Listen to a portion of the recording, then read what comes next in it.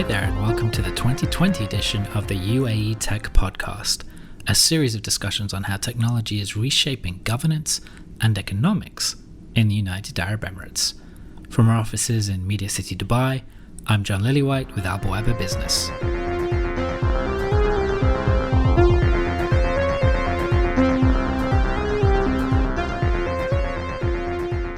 UAE has already seen the very formidable digital infrastructure, which has contributed to its resilience, through the pandemic. And I'm sure 5G will further strengthen the overall digital resilience and, strengthen the overall non-hydrocarbon economy.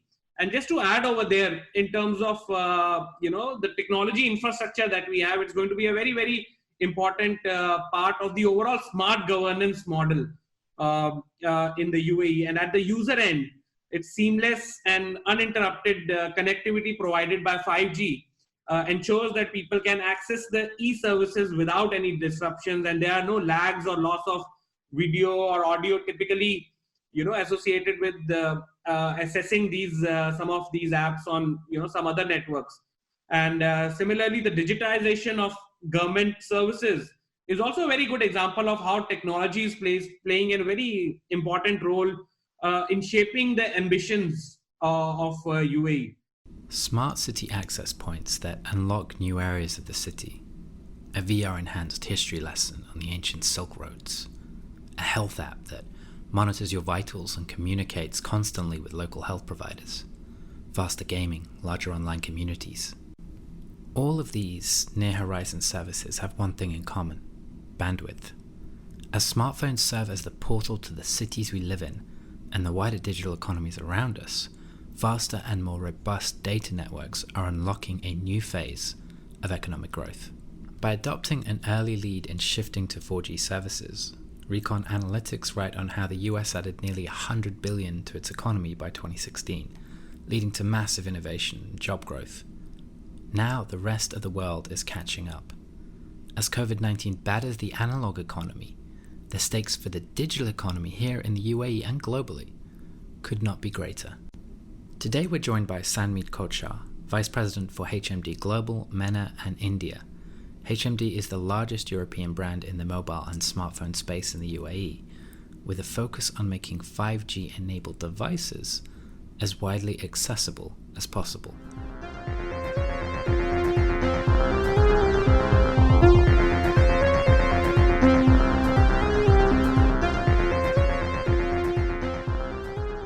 Thank you so much, John, for having me. It's great to be there with you today. Thank you so much, and a very good morning to your viewers. Greetings from my side.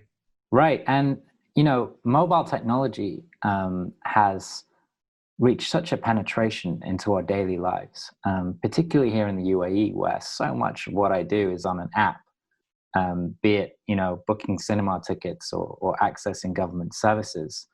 That we're really pleased to have you here today, because a lot of what we're discussing isn't just about, the telecoms market or, specific technologies like 5G. It has application to so many aspects of our lives and so many aspects of the economy. With that in mind, I thought I'd start with a quote to introduce some of what you guys are working on at HMD. And it's from Wired, and it was published in December 2018. From artificial intelligence and self-driving cars to telemedicine and mixed reality to as yet undreamt technologies, all the things we hope will make our lives easier, safer, and healthier will require high-speed, always-on internet connections. So in short, the speed of internet has a big impact on the services we can offer and the future of perhaps the digital economy. So that introduction, I thought you could tell us a little bit about HMD Global and your work there. Yes, so HMD Global is a global startup. We started in 2016, and we bring the best of the telephone or the phone ecosystem together. So we have very, very strong partnerships with Google. We bring the best of Android for our fans. We have a very strong partnership with Nokia. We have an exclusive license for the next 10 years for smartphones and feature phones from Nokia. We also have strong tie-ups with industry leaders like Qualcomm and with Zeiss, with Foxconn. So we bring the best of the overall ecosystem. And then if we look at our smartphones, we are very, very strongly differentiated from, a market which is largely commoditized. So we bring the best of Android, which is the latest and the most up-to-date and the most secure Android for our fans. And in today's world where security is a very important aspect of using technology, this we believe is a very, very strong differentiator for us. Mm. In the feature phone business, we are number one globally in value. And then recently we also announced that we closed a funding round in which we had investors like Google, Qualcomm, and Nokia Technologies, wherein we raised $230 million as investments from these strategic partners, which also, speaks volumes about our overall strategic direction in this industry. And it is a big industry. I mean, it's interesting that you call HMD a startup because, when you think of telecoms, you always think of these giant companies. So you're suggesting you have a startup mentality in regards to how the company is ran, or is it, how long has HMD been around? What's the history of the company? So the Nokia, so HMD Global has been there for since the last 4 years almost. So we started off in 2016. However, Wow. We launched our first phone in 2017. And in this short time frame, we are now present physically in over 80 countries around the world, and our phones get activated in over 180 countries. That's fantastic. The reason we call ourselves startup is because it's important that in this very, very dynamic industry, we are very flexible, and we are non-hierarchical, non-bureaucratic, and we can take quick decisions and move forward very swiftly. Although we operate on a large canvas, but we are able to move swiftly, and we are able to provide what our fans are expecting from us. Wow, so 4 years to reach that kind of scale is really interesting, but particularly in such a competitive market. I wasn't actually aware of that, but I know, so HMD is playing a role here, in the UAE for the rollout of 5G services. What's happening there? Yeah, so see, 5G in UAE, I think 5G is going to play a very, very important role overall, in the overall economy in UAE. One of the key objectives that we have said is that we want to bring on the 5G technology at affordable price points. And, that is something that is going to help us move forward and help our fans, take over or adapt to this technology and improve overall what they can do with their devices.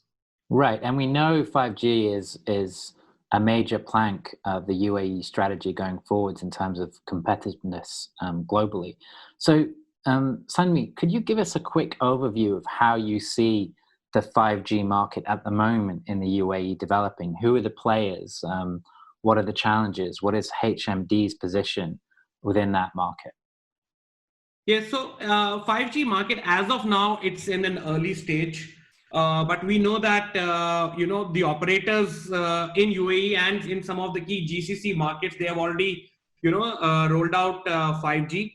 Also, we see a lot of movement from both the handset manufacturers. So this is going to be a very strong collaboration between the mobile operators as well as the handset manufacturer. And this has the potential to, create a significant social and economic impact. So what we are seeing now is that different handset manufacturers looking at what they can do and how they are going to, come to the party with their 5G handsets. So in this regard, we have announced our Nokia 8.3, which is again a truly global and future-proof 5G phone. And this is designed to support multiple and involving 5G network deployments with support for both standalone or non-standalone 5G combinations, where operators are rolling out around the globe. and being the first smartphone to use the Qualcomm 5G RF front-end module solution as part of its overall Qualcomm modular platform. This condenses more than 40 different RF components into a single module, and making it not only a global device but also a future-proof smartphone which is ready for the next step in 5G. So we have very, very strong plans around bringing 5G into the affordable segment as we move forward. Right. Has that launched yet? Has that phone launched yet, or is that coming out soon? It is announced already, and we are planning to launch it next month. So for our listeners, a bit of history, because I was reading about this, and there's so much buzz about 5G. It's hard to understand sometimes what the capabilities are. But I was also looking at this from the perspective not of consumers and businesses, but also from the perspective of government and society at large. And again, I was reading a Wired article that gave a little bit of history about why these jumps from 4G to 5G, I remember 3G, are so important.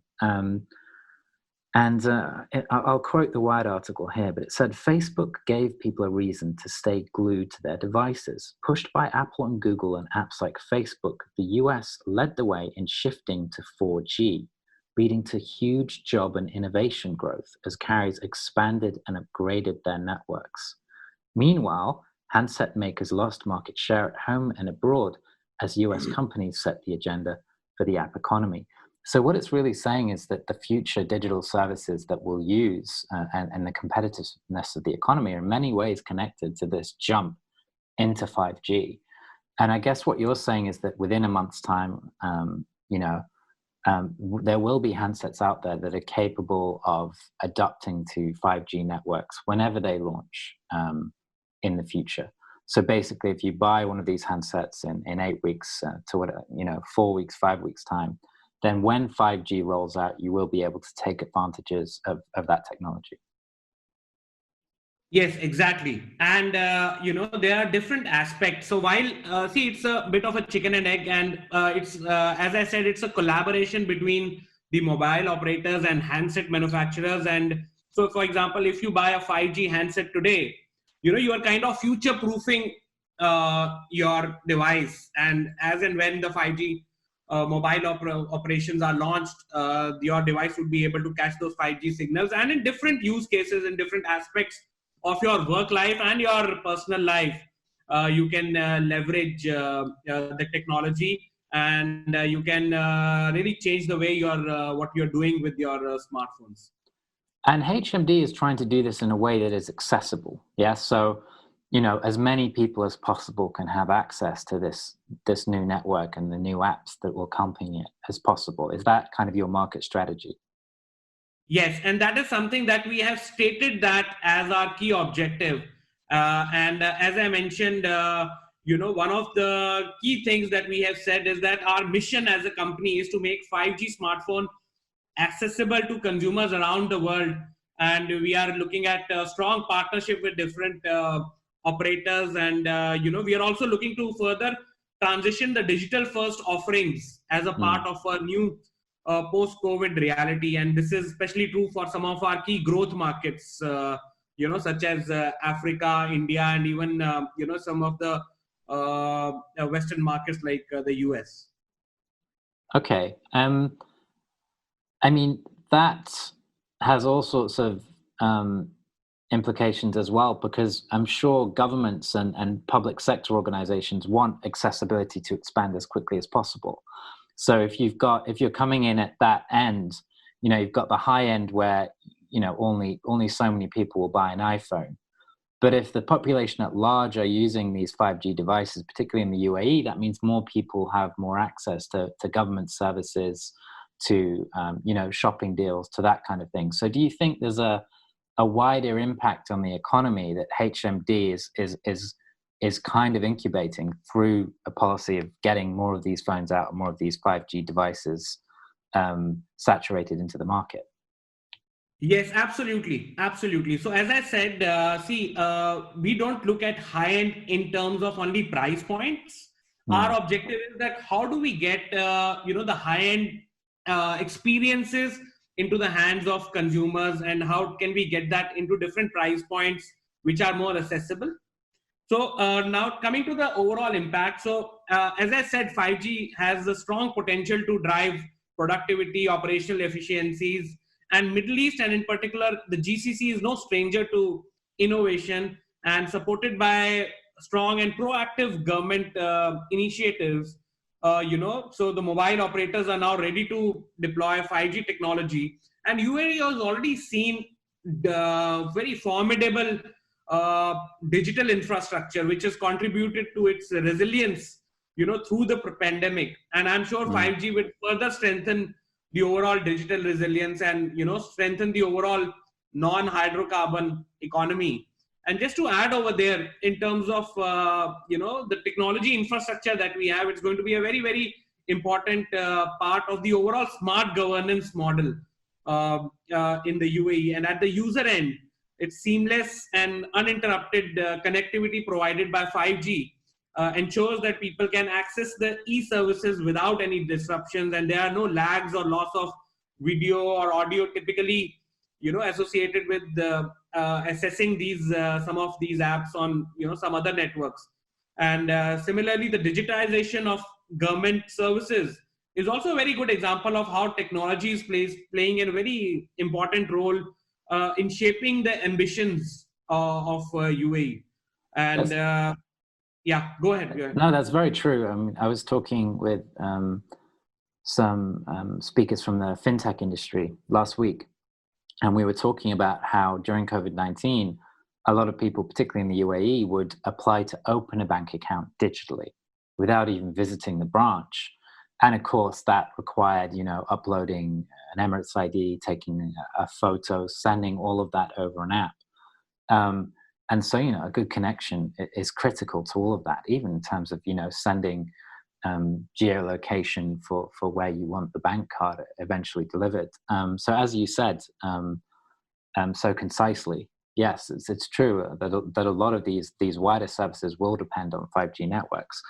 You did mention mobile operators. Now, I'm not sure how much detail you can go into on that, but is HMD receiving a lot of collaboration with operators here in the UAE and around the region? And how does that work when you have a technology like 5G, which needs some experimentation, and there might be all sorts of technical hurdles and things like that to talk about? Yes.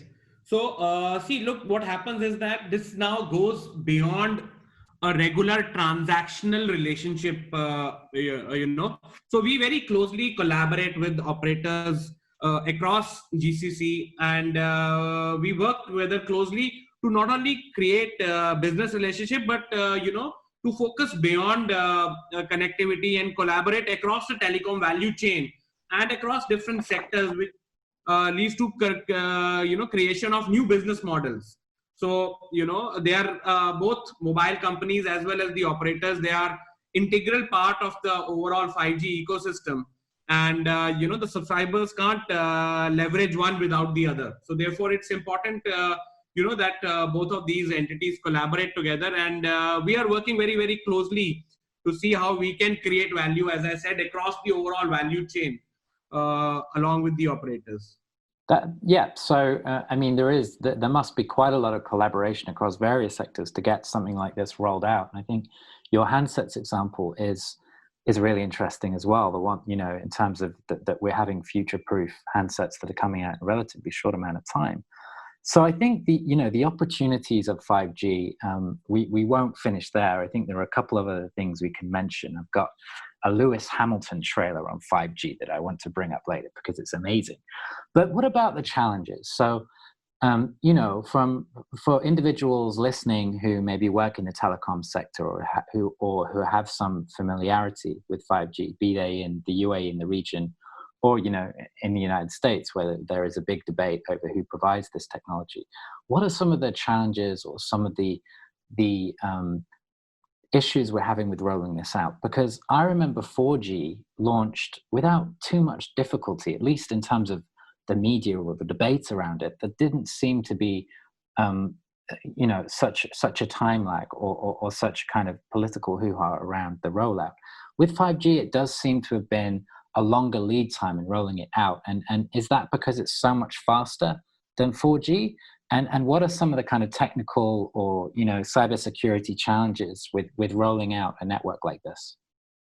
Yes. So see, first of all, multiple points here, John. Thanks for asking this. So first of all, there is a danger of obsolescence, as 5G technology evolves.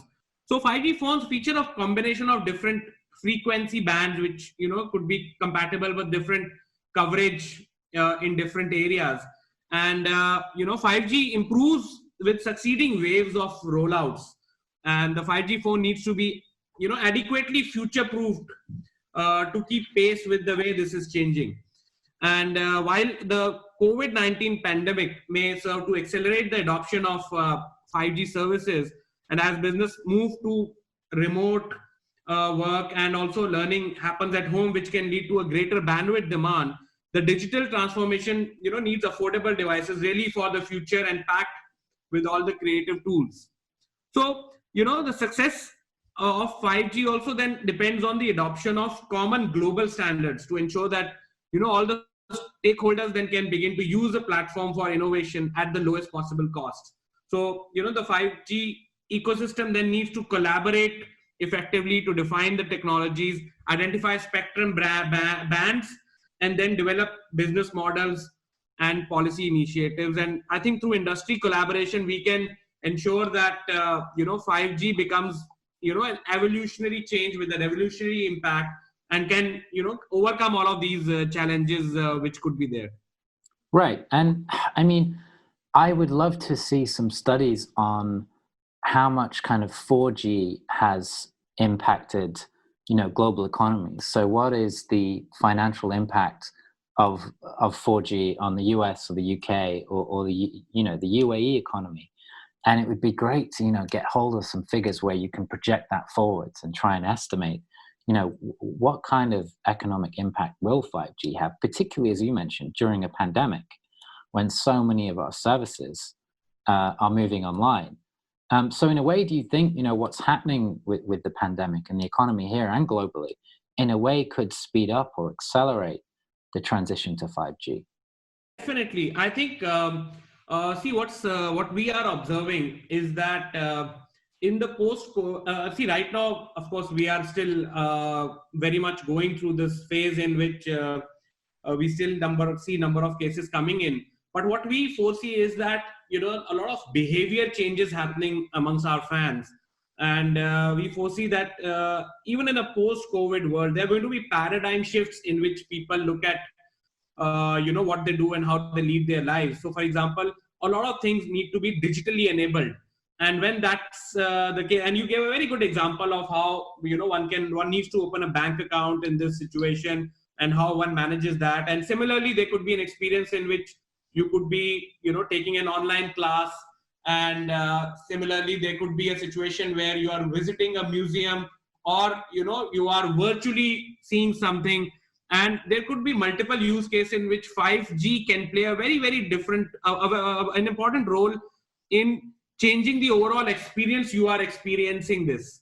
So for example, a student can go through a history lesson wherein, with the help of, VR, you can create an old battle which existed and, try to explain that very differently. So especially with the way our lives are changing, this will only accelerate the way the adoption of 5G happens.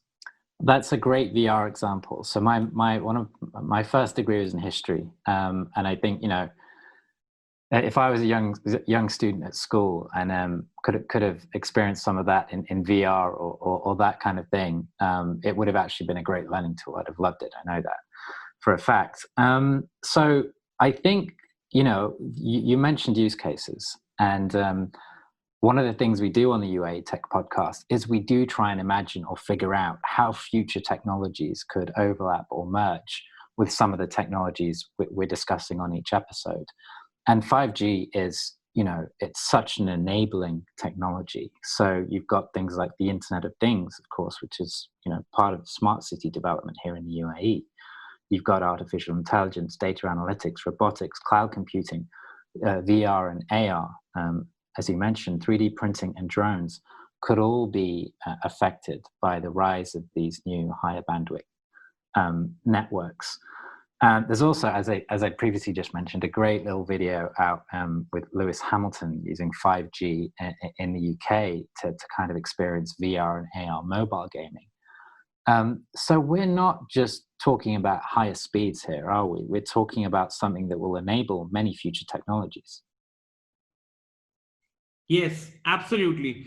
And see, first of all, there's going to be, as ABI research predicts, 5G would provide a 10x increase in throughput, a 10x decrease in latency, and overall 100x increase in traffic capacity over 4G.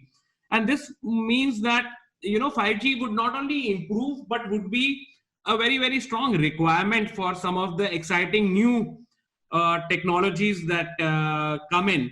And some of the examples you gave, and there could be use cases in medicine, in terms of classroom, in terms of content creation, and imagine someone creating content not only from your Wi-Fi networks, but also in crowded outdoors, in stadiums, so that can be an important use case. Similarly, if you look at artificial intelligence, artificial intelligence, a lot of it depends on data, and more and more data means that you have more data sets, and how you can train algorithms to predict better. And that's another area in which we can use cutting edge technology, as 5G gets adopted more and more. So like you said, it's not about doing more of what you are already doing. It's the paradigm shift in terms of how you look at things, and how new technologies are going to significantly impact your work and personal lives. And there is, you're talking about higher bandwidth and the data and the impact on personal lives. A lot of health providers in the UAE provide kind of healthcare monitoring apps now. That's been powered by another revolution in things like Fitbit devices. But if 5G does roll out here in the UAE, you kind of already have this very kind of quite long history of smart city development, and using infrastructure to kind of provide citizen services, parking meters, all of that kind of thing. So internet connected cars, environmental sensors, thermostats. In fact, we're using more of those than ever since COVID-19 here. If you live in the UAE, when you enter a mall or a lot of public buildings, you're either scanned with infrared cameras, or you're given a temperature check. And we know in countries across the world, mobile telecoms devices are also being used to try and fight COVID-19. But so I guess, Sanmeet, what I'm getting at here is, there's an impact on these future technologies. There's an impact on how we live our daily lives. But here in the UAE, there might also be an impact on the way we drive around the roads, the way we pay our parking tickets, the way we live in the city itself, be it renting a Careem bike, which 5 to 6 years ago would have been a very strange thing to walk up and scan your phone, buy a bike, and then start riding it around Dubai Marina or wherever. So the cities around us, the cities that we live in, and the kind of infrastructure around us could actually change with the advent of these 5G technologies after a couple of years. Absolutely, John. So just to give an example, long back when I used to hire a cab, I used to stand on the road and look at which are the cabs which are there, and try to take one of them. And I'm talking within UAE, and then I moved to a phone where I try to call a cab and on a number, and make sure that the cab would reach me at home or an office. And then I would move. Now I've completely moved to an app wherein I don't need to interact with the driver, and I can, or with anybody, I can just book a cab on my app, and then go to wherever I want to get to. And similarly, this, as we see, this has already seen a lot of evolution. And like you said, in future, we are likely to see driverless cars, and no physical interaction and everything happening digitally. And this is again going to change quite significantly the way we are doing things. And this is just one example. This can happen in the way we shop, the way our kids learn at school, the way we are, experiencing different tourist sites, the way we are coming out of the airport through immigration. This has multiple impacts on different aspects of our lives and what we do on a day-to-day basis. Faster immigration checks would be amazing, but I love the example of Uber and Careem and ride sharing, because I would never have imagined that. And it's also an interesting example because it shows how companies like HMD and many companies in the digital economy are in a way augmenting globalization simply by virtue of the technology. So, you can arrive in the UAE and use your phone to hail a car, which, as you mentioned, for me, that's still pretty cool. I think for the younger generation, they just take it for granted now. But then you can fly to another city, and as long as you have a Wi-Fi connection or a mobile connection, use exactly the same app to call a car there. And there is something nice about that, arriving somewhere else in the world and using the familiarity of your handset to get to see a friend or to get to see a restaurant on the same app using, the same private details. And, I think you're right. I think 5G will just augment that. And we'll see whether self-driving cars arrive anytime soon, but they will certainly be using, we know they'll certainly be using digital networks and mobile networks. So I guess, to finish off, what is the future for HMD? What are you looking forward to over the next 12 months to 2 years? What are your priorities as a business here in the UAE? Yes. So first of all, while we are talking a lot about how technology is going to change the world that we live in, it's also important, to understand that as technology advances and as global interconnectivity accelerates, there's more exposure to unprecedented security and system risk and cyber threats. And, we encourage our customers to scrutinize, the security policies of, their handset manufacturer, and especially for HMD Global and Nokia smartphones, and to see how well they are aligned, to their needs. And our devices have world-class security policies that conform to ISO 27001, and they are ensured by certification and audits. And we are also a global leader in terms of smartphone security updates, and we promise on all our devices across price points 3 years of monthly security updates. And this is something which is very, very unique. And as per the Counterpoint research in 2019, we were right up there in terms of being the fastest for overall upgrades on your smartphone software to the next version of Android, and also the best in terms of providing the security updates. And then very recently we switched to Google Cloud in Finland for our data needs. And also we have set up a very strong software security center in Tampere. And therefore, just the point I'm trying to reiterate is that the software security is very close to our heart as the only European smartphone brand today globally. So I would just wanted to highlight this in terms of security, because whenever you discuss the new technology, it's important to also discuss, how security is very important as we adopt new technologies. I think that's a really good point. Yeah. HMD Global. I mean, again, we probably should have mentioned HMD Global is one of the main, if not only, I think you said, European companies in this space. There aren't that many compared to other parts of the world. But I agree with you, and I think things might change. In a way, security probably should have been one of the first questions I asked about today. But I think the trend might start changing, whereby even consumers, when they go to buy a phone, will increasingly start asking about security. I know it's something that I have in the back of my mind now, where in the past it might not have been something that was even there.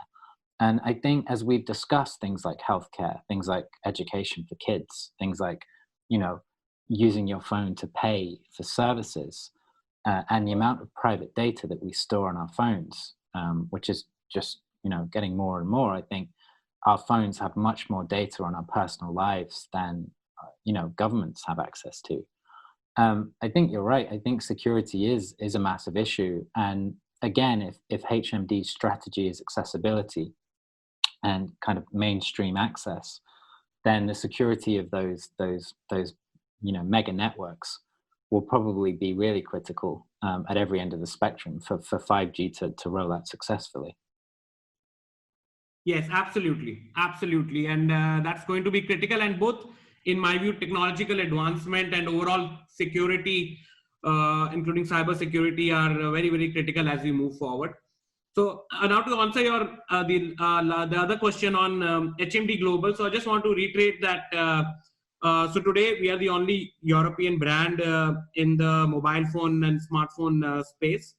And we are very focused on bringing 5G smartphones accessible to our fans around the world, and also focusing on different growth markets and expand our presence over there.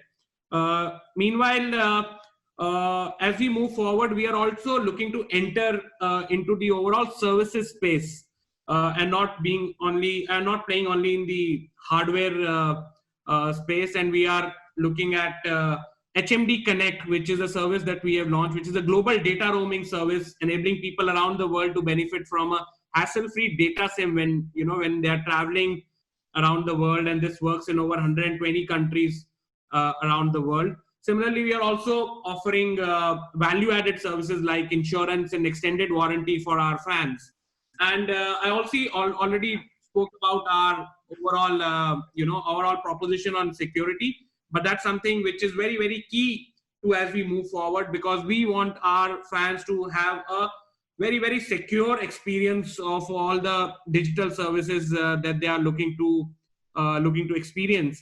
And for this, we also acquired Valona Labs, and the assets of Valona Labs, which has expertise in mobile enterprise and cyber security software. And it's only because of our such strong proposition we have also doubled our market share in the enterprise space, so that's something that we are looking forward to. So in terms of building our 5G 5G footprint in different markets across different price bands with multiple products that we launch as we move forward.